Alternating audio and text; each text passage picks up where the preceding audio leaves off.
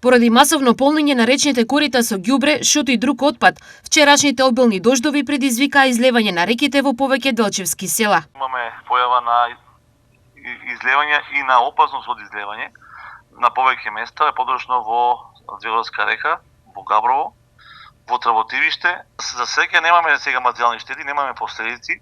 Тоа е поради брзата интервенција на јавното комунално предпријатие, кое што со собствена механизација успеа да ги санираат критичните точки, но тоа е една сериозна индикција и еден сериозен проблем кој што може во иднина при нови обилни врнежи на дожд да предизвикаат сериозно излевање и поплавување на поголем дел на пониските делови како во Делчево, во градот, во Ново Делчево, така во Звегорска река и секако во село Тработивиште. Ова на јавното предпријатие Брегалница му донесе нови големи проблеми и ќе биде потребно време за санација на речните корита.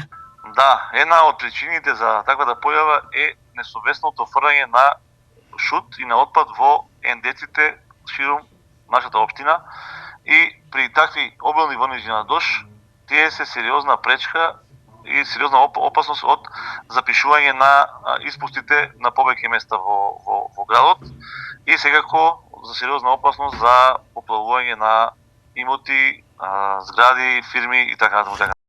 Причината е крајна граѓанска неодговорност во изминатите години, поради што градоначалникот Иван Гоцевски упатува апел.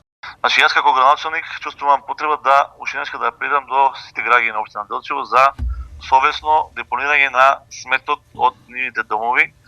Јавното комунално предпријатие има поставено контейнери за колективно собирање на смет и секако за индивидуално собирање на смет, така да таму е најсоденото место за депонирање на отпадот од домовите на делчевчани. Што доколку праксата продолжи и по вчерашната хаварија? Доколку оваа пракса продолжи, ние секако како општина Делчево нема да се откажеме, ќе се бориме и ќе се трудиме колку е можно повеќе ендеци по природо кои што следува, затоа што имаме распишан и тендер за интервентно одржување на истите, да ги изчистиме, но секако нели чувствувам потреба пак да апелирам дека оваа пракса за делчевчани не треба да ја практикуваат во иднина, затоа што освен што е добро да имаме чиста животна средина, е и добро да имаме и безбедна животна средина за сите нас.